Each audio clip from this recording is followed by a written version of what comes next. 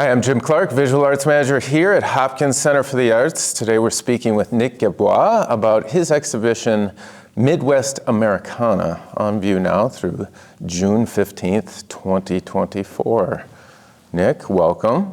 Thanks for having me here, Jim. This is a pleasure to be here. Dynamite. Can you tell us a bit about this particular body of work and the subject matter depicted? Yeah, I've been interested in Americana for a long time. I did a series on Route 66, and it kind of morphed into this body of work, American Oddities. And because I thought, I grew up with, family road trips, and, you go to see odd things on the road, and like we'd go see the jackalope, and Wall Drug, and, reptile gardens or something, and I'm into surrealism. And so that kind of was the perfect thing, like American surrealism, and it kind of seemed like, well, this is perfect, like everyday surrealism. In surrealism, as we probably knee-jerk response think about it, is Dali or Magritte, and there are these invented scenes, Right. Fantastical, Right. Odd contrasts of objects and distortions, but your works don't engage with that. No. You come about the surreal aspect in a much different way. Yeah, so what I'm promoting is everyday surrealism. And it's real life surrealism. It's the kind that you just can see in real life, Like, well, here, the alien at the Minnesota State Fair. I mean, I see it as, well, that's kind of surrealistic. And the world's largest rocker, that's in Ohio. And that's, well, it kind of becomes surrealism. And, it's the unexpected and incongruous juxtapositions of things. And because I thought I was not interested in doing surrealism, well, when I was a teen, I was, but in concocting imagery that is surreal, that was not interesting. But you tried it. Well, I did it, but I found that I wanted to contribute something new to the art world, and the idea is that there's real life surrealism, and that's what I want to draw attention to, that it's around you. All you need to do is just, be aware that, oh, that's kind of surreal. And then you have your own viewfinder that, there's strange stuff around if you can notice it. So I like to think, I grew up in the 20th century, and I used to tell my dad, bugs me, all the good styles have been taken. Well, actually, they had been taken, by the end of the 20th century, because it was, in my view, it was kind of mined out. Sure. There's only so much you can do with, like, visual inventiveness, and then you come to a place where you have to go retro, and you're having to borrow from all these people of the 20th century. So I wanted to contribute something new to surrealism, and I thought, well, everyday surrealism. It's not from the imagination. It's, that really exists. There's a place called Rock City in my state of Kansas, which is basically, a geological anomaly of, I call it God's marbles. There's these giant 10-foot, 12-foot stones that have been somehow shaped by forces, and they're all round, and they're all grouped together like you threw out some marbles. It's called Rock City, and that's surreal. That's like, how did that happen? That's But a natural. It's a natural thing. And correct me if I'm wrong, but all of the works on display in this exhibition are human concoctions. They've been created. Yeah, that's true. I decided not to bring like, balanced rocks and things like that I've painted. But So- it's done, those are essentially of the same series in your mind, because the origins Right. of the surreal quality is not important as long as it's of our real world. Right. Okay. Yeah, exactly. And so it's not made up.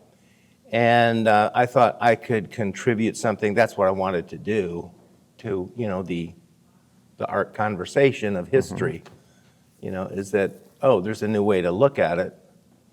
And because that's what impressed me so much when I started out art as a teen is these artists coming up with these totally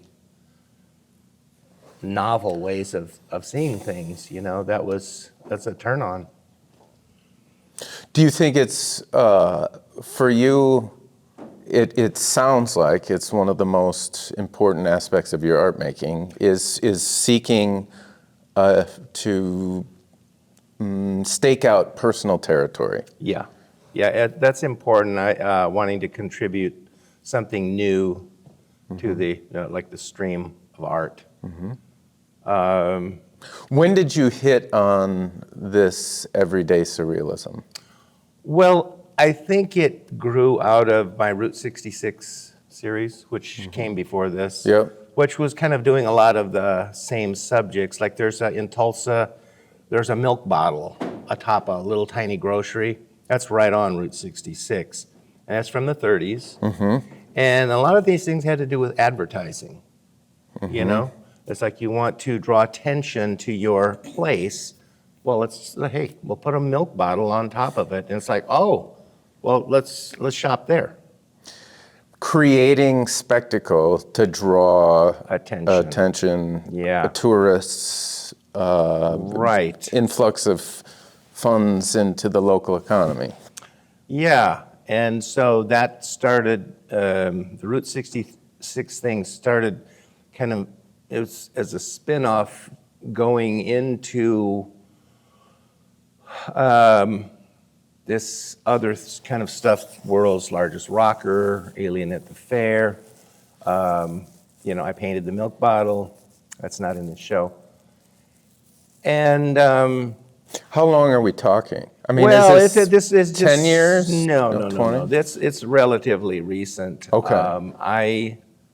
The Oddities, a year old at least, maybe less than 2 years. Wow. Yeah. How long have you been an artist?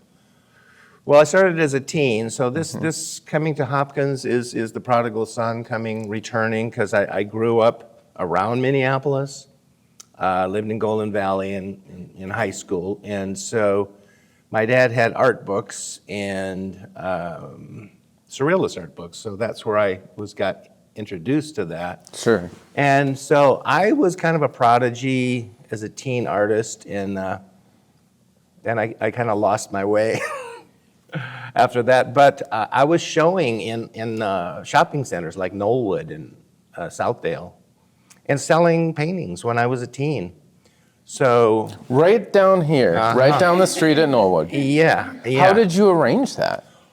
I'm not sure if my parents helped get me into that, but I could go there with a little, little booth, had my paintings up, and then I was actually selling art. It's out there in Knollwood, and I was like, dude, you're on a roll. And then, and then I had my fame as a teen because I got a painting into the Walker Art Center Biennial. Yeah. That was cool. And also the Institute of Art Biennial. Yeah. So it's like, dude, you're really on your way, Yeah. And but what happened? What kind of derailed me? Well, is I wanted to be a rock and roll star.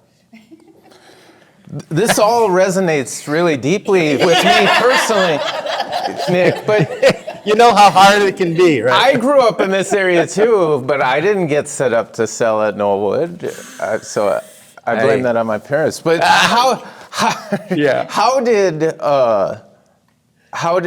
the dream of being a rock and roll star derail your visual arts pursuits? Well, I started playing in a band, the Jackalopes. Oh, no, it's not there. It's out there. And, it was a thrill. And this is early 70s, and so I'm playing around the Cedar Riverside area in different places, and we play benefits for co-ops and things, and we were a very eclectic kind of band. And so I was enthralled with this idea of being in a band. Sure. Like a family, like all my heroes, And so I just went down this path, and I kind of didn't look back. So I stopped painting for 13 years. Yeah. Yeah. That was a mistake, in retrospect. But I kind of had to play that out to the end of the line. And I think I was in Los Angeles about 1985. I was married, and I took a trip to Europe. And I was on the bullet trains and stuff. I started sketching. Yeah. And, kind of doodling. And I thought, oh, that's good. And I was realizing that, dude, you're not going to make it as a rock star. I hate to tell you, but look at the writing, And so I thought, I want to get some paints. So I picked up the paints, and it was like a bonfire. It just went off. And I stopped doing music and just threw myself into painting. And then started showing around in Los Angeles. Sure. So that really got me on the serious path. Do you feel like it sounds like you find it maybe impossible to engage in the musical aspect of your expressive abilities at the same time as the visual arts? Do you think that's true? Or? Well, I think, for me, it was a conflict of interest. Okay. Right? But the weird thing is, I think, life does weird things, and it'll circle back around. And so, strangely enough, when I moved to Kansas City in 2015, I started playing music at assisted living places. And that took off as a way to make a living. Yeah. And I played a lot. And so I got to be a rock star, for seniors. Yeah. Right. But you were telling me that you're playing 300 dates a year. Well, yeah, I was so successful at it, I was playing 300 dates a year. And that truly is rock star. well, yeah, exactly. So, of course, COVID took that out, and now I don't need to play at that level, or I don't want to, and I really don't have the stamina anymore for that kind of performance. So it's kind of whittled down to once a week, Sure. maybe twice at the most. So you're keeping sharp. Yeah, I keep in sharp, and it's like finding, you find this little kind of, you find some gold treasure, in the wall of the house you're remodeling, and it's like I found this, wow, here's this niche, and I grew up with all these 50s and 60s songs, and that's exactly what they want to hear, and Buddy Holly. exactly, Yeah. and so it's very satisfying. So, even though I lost my dream, it came kind of through the back door and I finally got to sort it out that I'm an artist first, musician second. And so, because a long time in my life earlier, it was a conflict. It's like, oh, I have to do one or the other. Yeah. I just can't do both. It's not possible. So it took years, to sort that out. And when I finally started painting again, I was able to realize this. Okay, yeah, you are an artist. That's your best gift, I think. And An artist in totality, an artist as a performing artist and a visual artist? No, a visual artist. Okay, so a visual artist. Yeah. Okay. That's the thing. And I think it's good because then kind of when you find yourself that way, you get more power to your person. The acknowledging what you're meant to do. Right. Yeah. And it definitely gives you power because I think if you're confused about it, you're not 100%. And maybe not applying your resources. Right.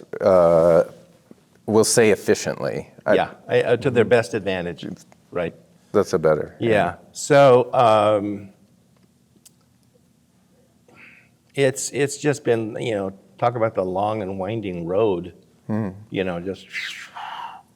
And so that's why coming here, it really was kind of a prodigal son thing. It's like, wow. At the opening, got to meet my old high school alumni from Golden Valley, and some of the people from the West Bank I knew.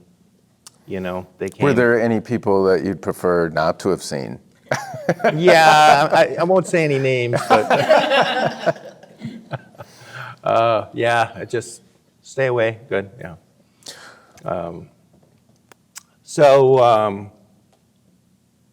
I want to talk about, I noticed one of the questions you had was about the challenges of an artist. That's where I was going next. Oh, good. We're tracking, yeah. So, I'd say rejection. Yeah. That's the biggest challenge. I mean, nobody likes rejection. And if you're a kid, that's bad, And you're an adult, it's really no different, I mean, best you can do is, you get on some hide, you got to get a thicker skin. But for me, it. It's like galleries reject you. It's like, and you get enough of that, and it can start to be depressing, confusing. You start to lose hope, lose faith. Why am I doing this? And I'm quitting. Yeah. And how many times I've quit? I can't even number them. Or say, I'm quitting, I'm done, But it's like... What brings you back? Well, fools rush in. It's like, it became like kind of a cycle, I think, Yeah. And I realized I finally had to break the cycle. But, I'd heard that apply to galleries like in January, February, because it's a fallow time. And that's when they're, able to look at stuff. So I was doing that, but it got in to be this catch-22 round robin where I'd have a new group of work, and I send it out in January, February. It would all be rejected, mostly. And then I'd plunge into despair. And it's like, this sucks, forget this. But then, the year starts going around and I'm doing some new work. It's like, maybe I'll try it again. It's like you keep getting the slap down. And of course I did get shows, I've got a good looking resume. And, but it's, that's the hardest thing, because that really did make me want to give up. And actually, the last time I really gave up, I felt good about it. It's like, this is good. We're going to get off this treadmill to oblivion and, do something else. And So, but then that, like life intervenes, you know? And I started thinking about this oddity concept, you know? And I thought, you know, yeah, I think I'm gonna give it a try. So, for the first time, really, this other thing happened, which is, people got really interested in it, you know? So This series was the first time yeah, you really it felt broke that. Yeah, it broke through to a much wider audience, and I think part of it is because it just resonates, you know? It's very people friendly. You know, I mean, people like to see oddities, you know, and they like to see bright colors and, you know, odd things, you know. It's like, oh, wow, look at that. I mean, you know. Yeah, so. Do you feel like you had to compromise your vision at all for that type of attention? No, I didn't, because I could basically be, you know, funky as I wanted to be. It's like, I kind of reached a point where I don't care, you know. I kind of got over a hump where, well, I almost, I think, made it in Kansas City about 4 years ago. I thought I was really riding high. And then the city just shut me down. Yeah, I mean, just like ignored me. Of course, I went to conspiracy theories. Well, it's an art cartel. Yeah. Well, duh. Yeah, where have you been? Yeah, of course it is. You know, it's like there's Washington, D.C., and there's the art cartel of Kansas City. And there's one in Minneapolis, I'm sure, you know? I mean, it's like there's behind the scenes, you know, and people make decisions. And if you're not on the good foot or on the right side or in the right place at the right time, I mean, we don't know you. That's what I have experienced. Sure. So I had to get resourceful, and I thought, art centers. I've never really done them, you know. Like, well, that's not really important, but it is like a matter of survival, right?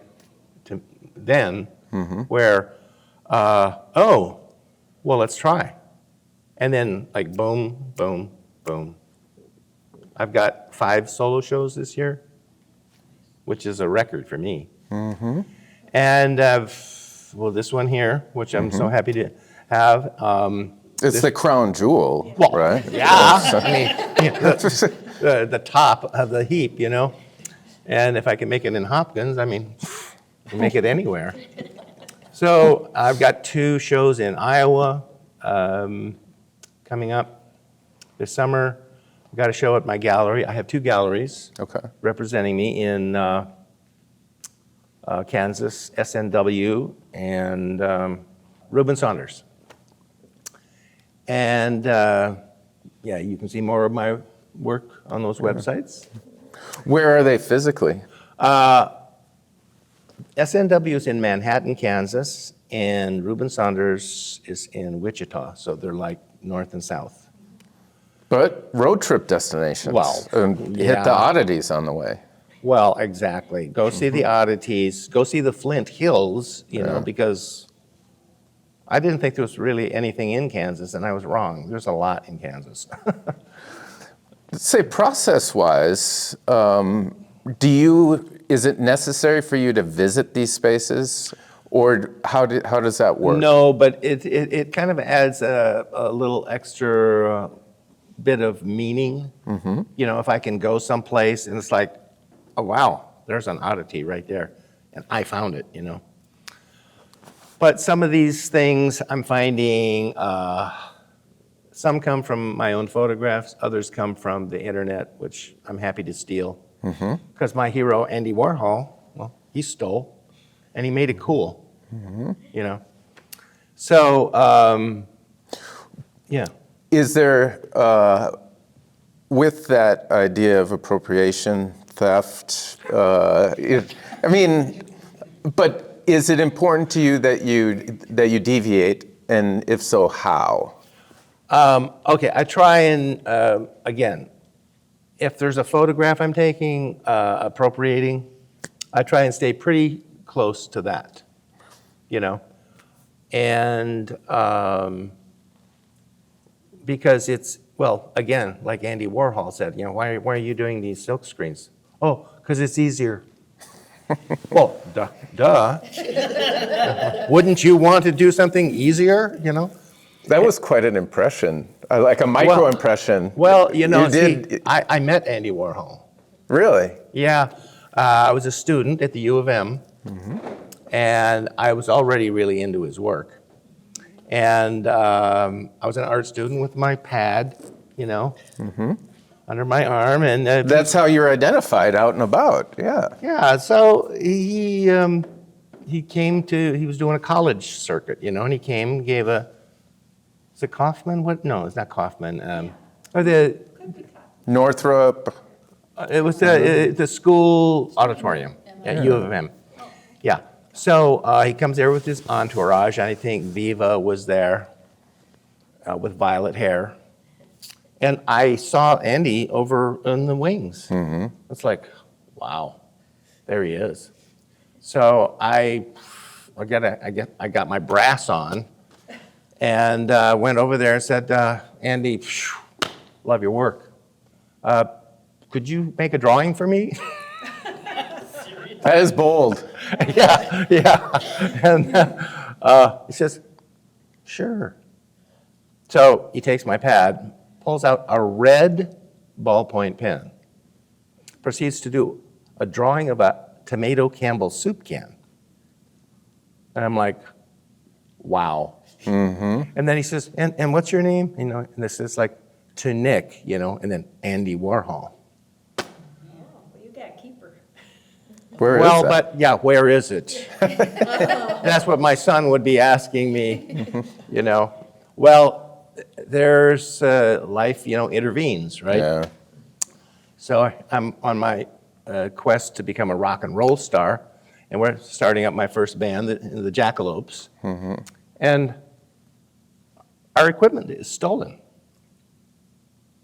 Well, I'm a hippie with no guitar, and I'm, you know, like cast adrift, and like,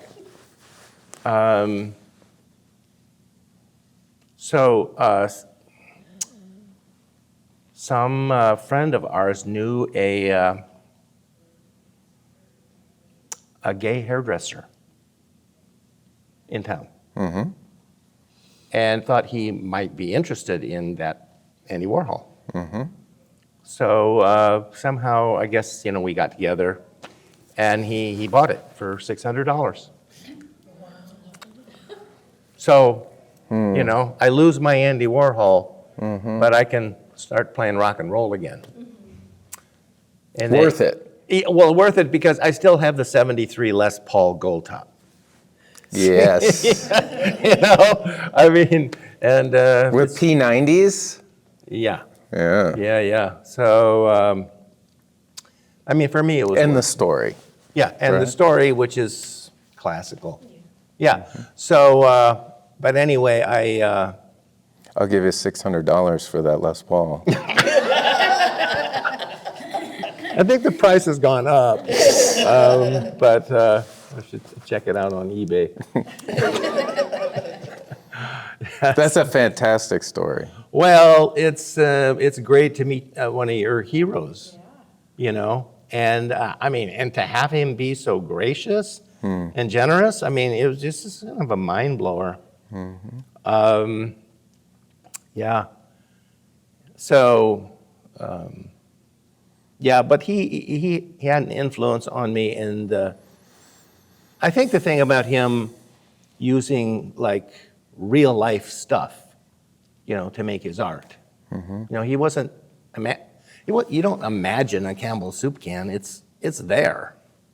You know, I mean, he's doing stuff with silk screens and stuff to, you know, change it up, Sure. right? But he's using real life imagery, and that's. I did a whole well, over the years, series of abstract paintings, but it was the same principle of like real life abstraction. That's what I'm trying to promote and create a new little, door for the art world. It's like, no, abstraction is not just coming out of your mind, it's in nature, and it's around you. If you can look at it and see it, it's abstract visual language, and it doesn't have to come out of your imagination. And I got into doing things like, I did a series of cement paintings, which I call my tablets. Paintings of cement or No. paintings with cement? With cement. So I discovered in Los Angeles valve bodies. Valve bodies. Valve bodies are parts of an auto transmission that you never see because it's buried in the engine. Only gearheads know what these things are. They're like aluminum plates, and if you look at them, they've got all these kind of squiggly configurations. And when I first saw one in a junkyard, it just blew my mind. And it's like, oh my God, look at that. That's real life abstraction. And it's done by an engineer who's not even thinking about being an artist, but that's all About function. It's all about function, see? And so there's some kind of cross thing that happens there where they're kind of creating aesthetics without meaning to, So I would make impressions of these on cement on wood. I call them, because I liked cuneiform tablets, So these were my tablets. And I thought, well, these could be the fossils of the future. People are wondering, well, what's this? It's like, well, is that a Ford or a Dodge or? I mean, what is it? And so I've kind of, all along, it's been kind of surrealism and this real life abstraction thing. But I finally decided my latest series of abstractions was CNC router paintings. Wow. Yeah, I found CNC router boards, which are basically like cutting boards, and they've got this bas-relief surface because all of these things are cut. And when I saw them, another mind blower, because all this abstract visual language, and it's made by robots, So I started showing these. The problem is that they're so dense, MDF board, and it's so heavy that I can't haul this stuff around anymore. I just had a show with them at the Manhattan Art Center last month, and sold a couple pieces. But it's just a thing now that, I mean, you know how it goes, is that, your art is like a river, and it meanders, and it just goes different places. And now I feel like, I think I'm done with abstraction. Because I want to tell stories. That's kind of the MO now, is that because that's what I want, people to be able to relate to. And, some of my favorite artists, that's kind of what they're doing, like De Chirico, kind of got the famous surrealist painter. He really got me started on surrealism. And then, I became a fan of Thomas Hart Benton. Sure. And Birchfield. And it's about stories. I mean, you can have conversations about them. You can have a conversation about an abstract painting, right? But usually it doesn't go to stories. You're looking for narrative. Yeah, yeah, narrative. And I mean, you just kind of have to stay true to what's your heart telling you to do? What do you need to do? But I think I'm past the point now of I need to quit. I finally got over that hump. Now it's like, I'm in. I'm all in. I'm just going to keep painting, and if they don't like it, well, then I don't care. Because are you finding joy in creating? Oh, yeah. I mean, it's the best. I mean, there's my cats, they're great. They make me happy every day, just being there. But the thing about it is well, for an artist, it's dopamine, Well, that's the thing all about love, right? Dopamine gets it going. And the need for the mind and body, to see something new, refresh, get you like, oh, I like it, and it gets you going. And to me, it's now painting, it's an exploration. That's what I'm into, discovery. In every painting now it's becoming, okay, I'm going to discover something new right here, And like we were talking last night, the thing that can happen as an artist, because you're striving to make a living or something, you can get into this thing of making product, And that there can be a difference between hot product and art. It's a slippery line. I wouldn't try and define it, right? That I'm going to require that you define it for this. Well, okay.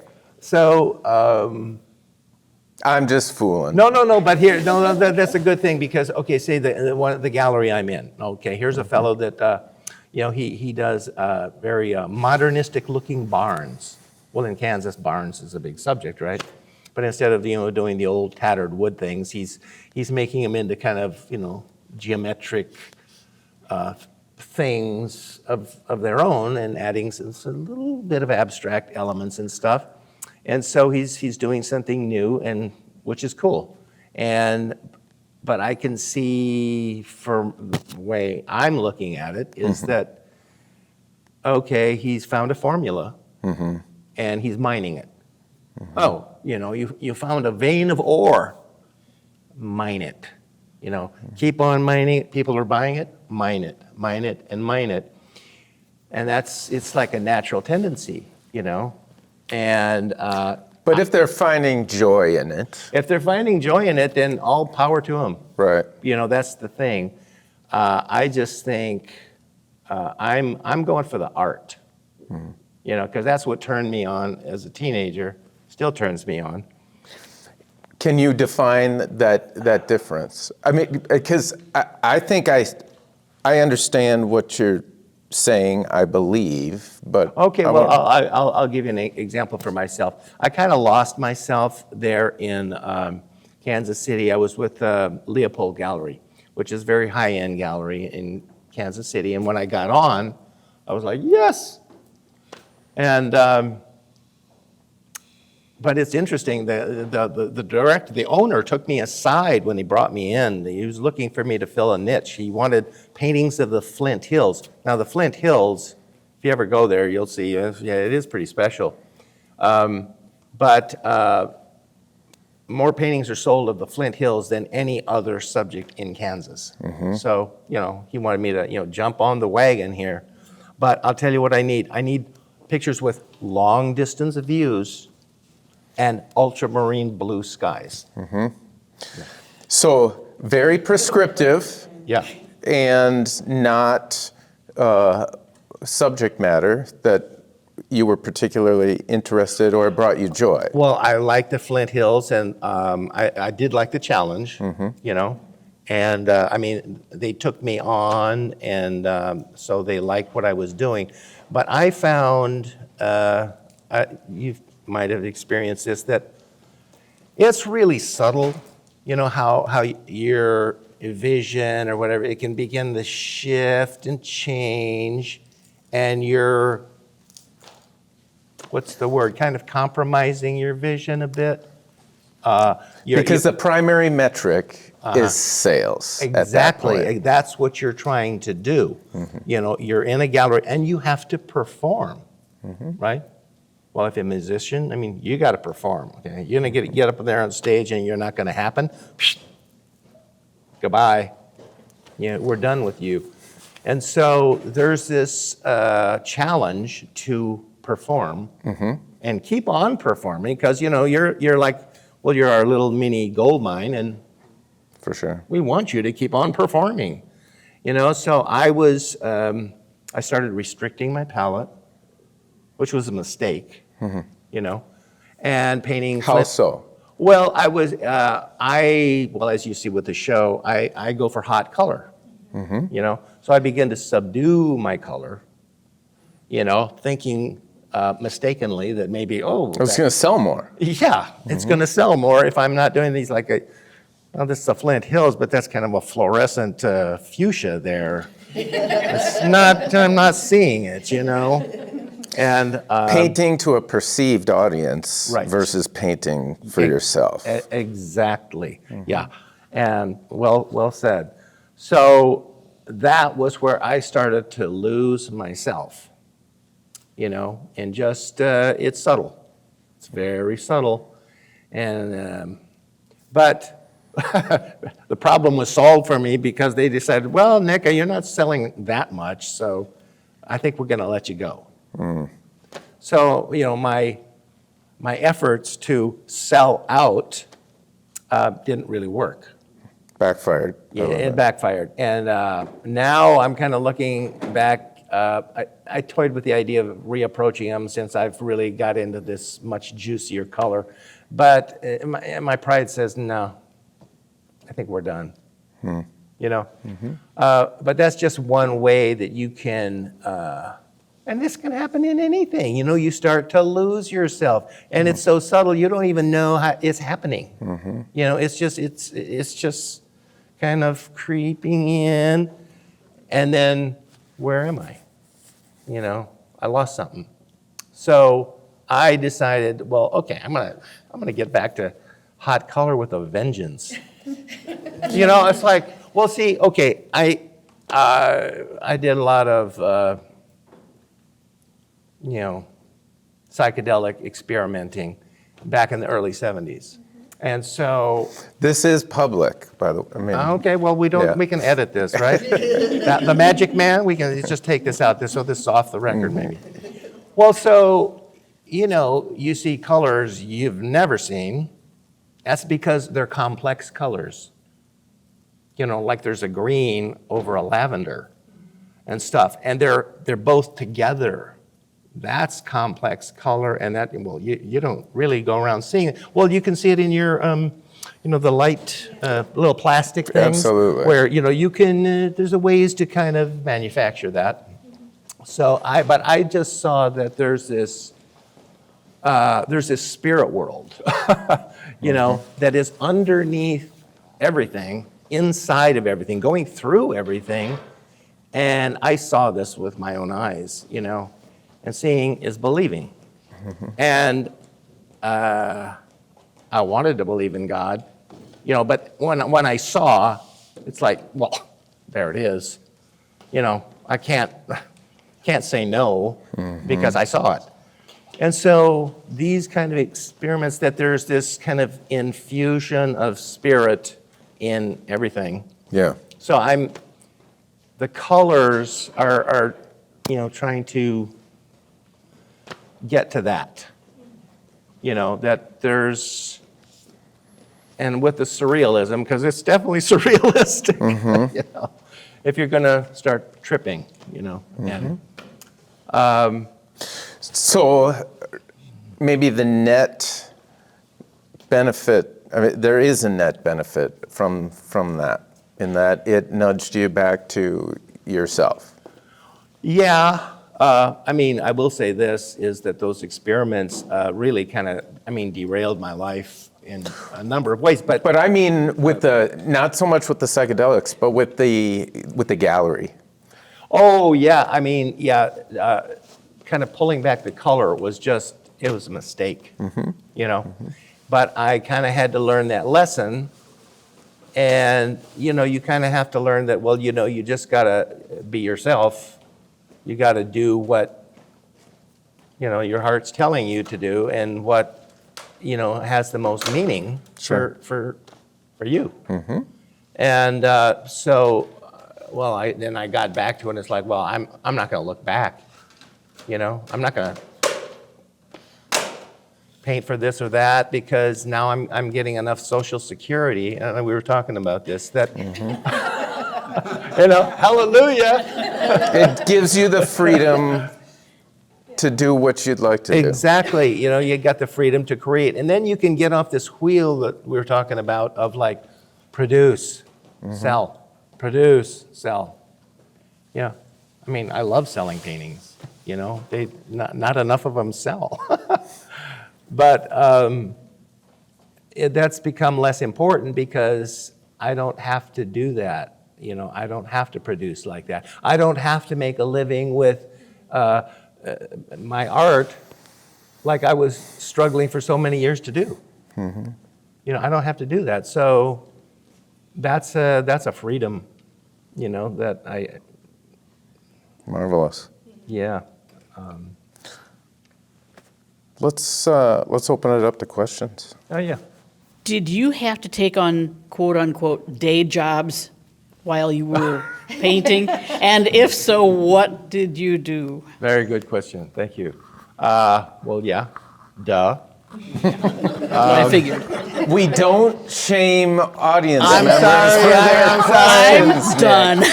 I'm sorry. I'm sorry for that. I'm sorry for no. The question is much better than that. Yeah. No. Exactly. I learned that I was attracted to construction, like early on. I built forts, around our backyard in the suburbs and stuff when I was a kid. A vernacular architect is what we call it. Aha! I was looking for a title. Yeah. Sounds impressive. So I kind of gravitated to that, and I decided I got handy, with stuff. I worked as a commercial illustrator in the 80s for 10 years in Los Angeles when that was the last hurrah for commercial art as we knew it. My dad was an illustrator because then computers came in by 1990 and it just changed everything, the entire thing. So it kind of wiped that profession out. So that was no longer a thing. So I got kind of a wild idea in 1995. I'd heard about straw bale houses. And I thought, oh, what? Yeah, what is that about? So I went to a seminar in Seattle with this couple who were going around the country talking about this. And this whole thing about renewable, sustainable was getting traction. Well, actually, the hippies were into that, way back in the 70s too, but this is, yeah. So I was totally fascinated by this thing, and it made me think, I built Lego stuff and tinker toys. Like, I can stack bales on top of each other, I could do this. So I did a kind of wild and crazy thing, and I bought land, 20 acres in north central Washington, made up my own plans, and like Grizzly Adams, I built my own straw bale house, and that was an empowering thing because I felt finally like a pioneer. Okay, I am a pioneer, I'm pouring the cement, I'm stacking the bales, I'm fitting all the post and beam together, and it was very empowering. Yeah, and I realized I can do construction. So it came time for me to leave the valley, and I sold that straw bale house, and I made more money than I'd ever made in my life. For another Les Paul. How many Les Pauls can I buy for that? Yeah. So after that, after 95 and after 2000, I really worked in the construction trades, and mostly for not enough money and such. So I did get fortunate. I made a living as an artist 2 years at different times, doing public art. And so I was doing precast cement wall relief art because of my interest in cement and stuff, creating with cement. So those, I got enough money from that. I did one at the University of Los Alamos, which is probably my best. And I did one for Cancer Center in Washington State. So that was like, well, that's as good as it gets. Yeah. You know, you're making a living as an artist and like, what? Yeah. But otherwise, I've had to, you know, do construction. And then I got really good at rehabbing houses, you know. And plus, I like to bring back to life old houses from the 20s, you know. And it's like because I want to save them. And they should be saved because they're beautiful. And so I found that I was pretty good to identify houses, and I could rehab it and sell it and make like more money than I'd ever made in construction. But here it was construction that was like really profitable, like an investment. Well, and creative too. Well, yeah, you get to be creative, and so I hope that answered.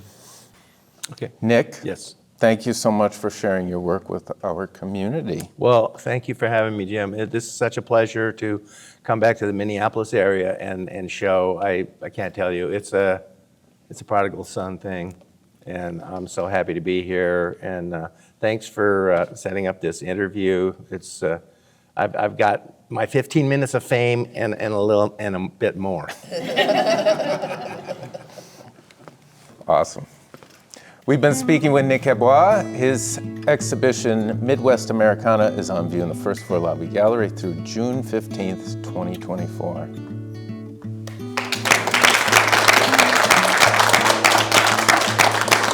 Thank you, buddy. Thank you.